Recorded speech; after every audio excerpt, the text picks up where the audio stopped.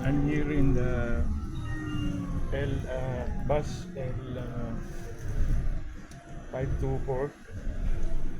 I try to I try to experience the bus going to Street 1 from Villaggio. I come there in the bus stop is 5 o'clock p.m. 5 p.m. The bus is coming 5 p.m. You go there, it might be 5:45 like that in the afternoon.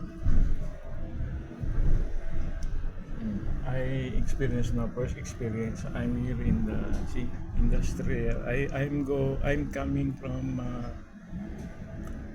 Villaggio bus station, and 1, 2, 3, 4, 5, 6, 7, 8, 9, almost 10 passenger only.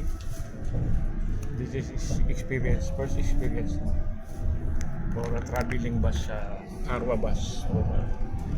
Sobrang lamok dun sa bus station, nakangate ko. Ayun lang, bali in-experience ko tong buses, going bus to Industrial District 1. Ang number nito L524. Dapat alas 5 ng hapon. Hindi ko lang alam yung ibang oras kung anong oras.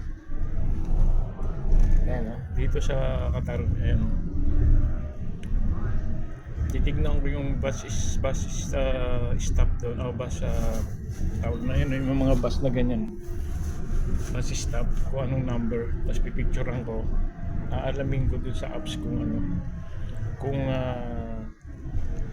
anong bus number o bus stop ang diretso na hanggang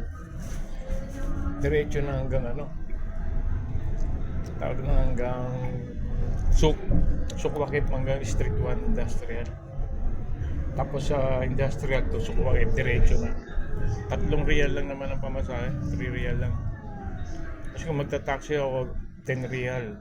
Pag Villaggio hanggang Industrial 1, Street 1. Hindi sayang din yung 7. Lagi na ako sumasakay. Buti kong paminsan-minsan lang. Kaya titignan ko bibidyo ko yung layo. Yung layo ng biyahe, kung hanggang saan dumataan.